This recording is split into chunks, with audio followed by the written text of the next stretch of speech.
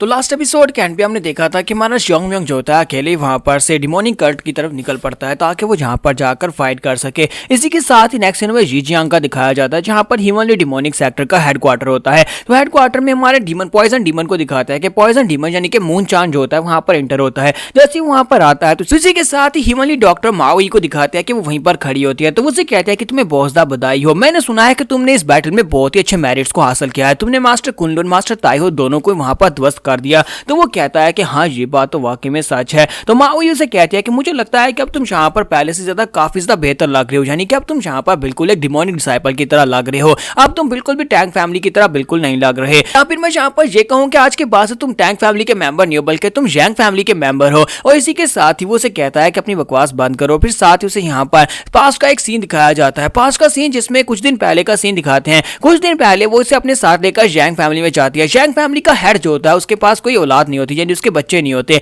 लेकिन जैंग फैमिली के लोग जो हैं वो बहुत ही अच्छी तरीके से यहाँ पर डिमोनिक कल्ट का साथ दे रहे हैं, उनको अपने रिसोर्सेज देते हैं, उनको पैसा देते हैं। इसी वजह से वो यहाँ पर पॉइजन डीमन यानी मून चांद को उसके पास लेकर जाती है। तो मून चांद उसके सामने अपना सर झुकाता है, उसे ग्रीट करता है और कहता है कि मेरा नाम टैंग मून चांद है और मैं यहाँ पर आपकी वजह से, आपने यहाँ पर मुझे प्रोटेक्शन दी और साथ ही आपने मुझे यहाँ पर स्टेटस दिया, इसी वजह से मैं आपको यहाँ पर रिस्पेक्ट देता हूँ। तो वो मास्टरों से कहता है कि मुझे लगता है कि आज के बाद से तुम्हें यहाँ पर अपने आप को टैंग मून चांद नहीं कहना चाहिए, क्योंकि अब तुम्हारा टैंग फैमिली से कोई ताल्लुक नहीं है। क्यों ना यहाँ पर मैं तुम्हें अडॉप्ट कर लूँ, तुम्हें अपना बेटा बना लूँ, क्योंकि मेरे पास कोई बेटा नहीं है। तो उसके बाद से तुम्हारा नाम हो जाएगा यांग मून चांद। तो क्या तुम्हें यहाँ पर तुम्हारा नाम पसंद आया? तो वो कहता है जी फादर, मुझे अपना नया नाम पसंद आया। तो इसी के साथ ही वो उसे अपना फादर मान लेता है। उसका फादर यानी कि मास्टर यांग काफी ज्यादा खुश होते हैं और कहते हैं कि तुम्हारे जैसा बेटा पाकर मुझे बहुत ज्यादा खुशी हुई, तुम्हारे जैसा बेटा जो कि अपने आप को पॉइजन डीमन कहता है और एक बहुत ही पावरफुल इंसान है, और मुझे लगता है कि फ्यूचर में तुम एक जनरल बन जाओगे, जिसकी वजह से मुझे तुम्हारे पर बहुत ज्यादा फख्र होगा। सीन प्रेजेंट में आता है तो इसी के साथ ही माओई उसे कहती है कि अब जबकि तुमने यहाँ पर बहुत सारे मेरिट्स को हासिल किया है और तुम यहाँ पर इस वक्त दरबार में खड़े हो जहाँ पर डिमोनिक एम्पर आने वाले हैं,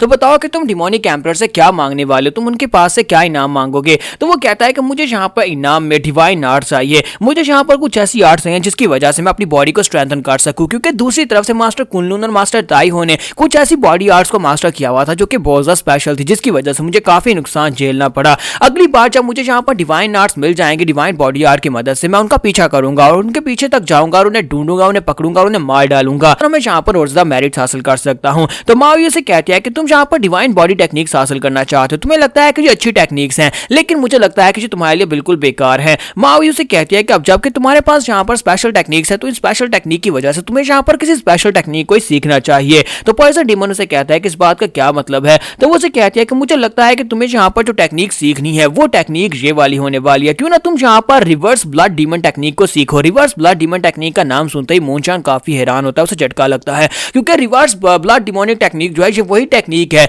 जिसको ह्यूमन ब्रिलियंस डीमन की आर्मी ने यूज किया था उस वक्त जब उन्होंने टैंक फैमिली के ऊपर अटैक किया था। उस वक्त उसके सभी डीमंस यही टेक्निक को यूज कर रहे थे। तब इस रिवर्स डिमोनिक टेक्निक को यूज किया जाता है, तब उस वक्त कुछ लम्हों के लिए यानी कुछ वक्त के लिए जिस भी सोल्जर के ऊपर इस टेक्निक को रिलीज किया जाता है उसकी पावर्स जो होती है वो बहुत ज्यादा बढ़ जाती है, ऐसा कह लो कि वो फायर आर्म में पहुंच जाता है। लेकिन इसके जो कॉन्सिक्वेंसेस है वो बहुत ज्यादा खतरनाक होते हैं, क्योंकि इसको यूज कर लेने के बाद जो बंदा इसको यूज करता है वो मर जाता है, क्योंकि वो बच नहीं पाता, क्योंकि बॉडी के इंटरनल वेन्स जो बहुत ही बुरी तरह से फटती है, जिसकी वजह से एनर्जी सर्च मिलती है। तो माओई से कहती है कि हाँ मुझे पता है कि यहाँ पर इसके कॉन्सिक्वेंसेस बहुत ज्यादा सीवियर होने वाले हैं, लेकिन तुम्हें नहीं लगता कि ये टेक्निक्स तुम्हारे लिए बिल्कुल परफेक्ट है, क्योंकि तुमने यहाँ पर ह्यूमनली इमॉर्टल आर्ट को सीखा हुआ है। ह्यूमनली इमॉर्टल आर्ट का मतलब यह है कि तुम यहाँ पर काउंटलेस टाइम मर सकते हो लेकिन तुम यहाँ पर जिंदा हो जाओगे, यानी कि ये टेक्निक यानी कि ब्लड रिवर्स टेक्निक जो है ये किसी को मारने के लिए है, लेकिन तुम्हारी टेक्निक जो है वो तुम्हें जिंदा रखने के लिए। अगर इन दोनों टेक्निक्स को आपस में मर्ज कर दिया जाए तो फिर मुझे लगता है कि यहाँ पर एक नई ह्यूमनली डिमोनिक टेक्निक बनेगी। पॉइजन डीमन यानी मूनचान उसकी बातें सुनने के बाद काफी हैरान हो रहा था और सोच रहा था क्या वाकई में यहाँ पर ऐसा हो सकता है, क्या मैं यहाँ पर रिवर्स ब्लड डीमन टेक्निक को सीख लूं,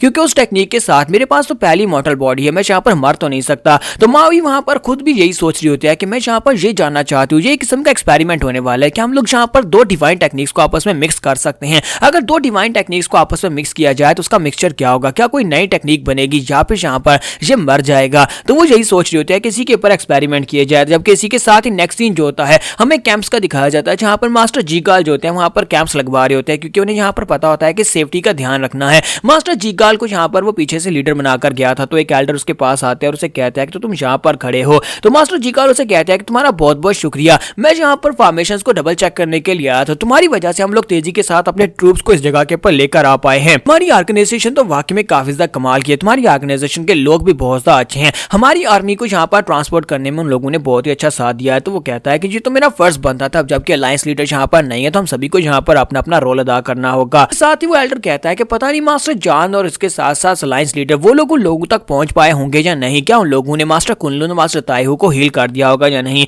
तो मास्टर जीकाल सोच रहे होते हैं कि मैं उम्मीद करता हूँ कि वो लेट ना हो गए हों, और साथ ही वो सोच रहे होते हैं अगर वो लोग लेट हो गए तो उसका मतलब यह है कि हम लोग 2 पावरफुल फायर आर्म के मास्टर्स को खो देंगे, लेकिन अगर वो लोग हील हो जाते हैं तो फिर से हमें यहाँ पर 2 पावरफुल फायर आर्म के मास्टर्स मिल जाएंगे। जितना हमें पता है डिमोनिक आर्मी में यानी कि ह्यूमन ब्रिलियंस लॉर्ड के पास इस वक्त 5 फायर आर्म के एक्सपर्ट्स हैं, लेकिन अगर हम लोग यहाँ पर कुनलुन और ताइहू को खो देते हैं तो फिर हमारी आर्मी जो है उसमें फायर आर्म के एक्सपर्ट्स कम हो जाएंगे और वो लोग हमारे ऊपर भारी पड़ेंगे, हमें बहुत ज्यादा नुकसान होगा। मास्टर जीकर वहां पर ये सारे के सारे हिसाब लगा रहे होते हैं कि हम लोग यहाँ पर ये सारे हिसाब लगाकर अपने फायर आर्म के एक्सपर्ट्स को इकट्ठा करेंगे, अपने फायर आर्म के एक्सपर्ट्स पूरे करेंगे, उसके बाद ही हम लोग फाइट कर पाएंगे। जबकि दूसरी तरफ का सीन दिखाता है जहां पर उसे इस बारे में बिल्कुल भी अंदाजा नहीं होता कि हमारा योंगम्योंग क्या करने के लिए आगे बढ़ा है। योंगम्योंग जहां पर नामुमकिन को मुमकिन करने के लिए आगे बढ़ रहा होता है, वो यहाँ पर डिमोनिक कल्ट के मेन हेडक्वार्टर की तरफ आगे बढ़ रहा होता है ताकि उनके ऊपर जाकर सरप्राइज अटैक कर सके और उन सभी को वहां पर हिला सके। ये हम लोग नेक्स्ट एपिसोड में देखेंगे। क्या हमारा योंगम्योंग यहाँ पर मेन हेडक्वार्टर के अंदर घुसकर वहां पर पॉइजन डीमन माओ और इसके साथ साथ डिमोनिक कल्ट लीडर उन सभी लोगों को हरा पाएगा या नहीं, क्योंकि ये इतना भी आसान नहीं है। कल्ट लीडर जिसे यहाँ पर डिमोनिक कैंपर या डिमोनिक गार्ड भी माना जाता है, वो एक बहुत ही पावरफुल इंसान है। जहाँ पर एपिसोड 91 का एंड करेंगे। तो एपिसोड की एक्सप्लेनेशन अच्छी लगी हो तो कमेंट करके जरूर बताइएगा, वीडियो को लाइक करना मत भूलिएगा। Thank you.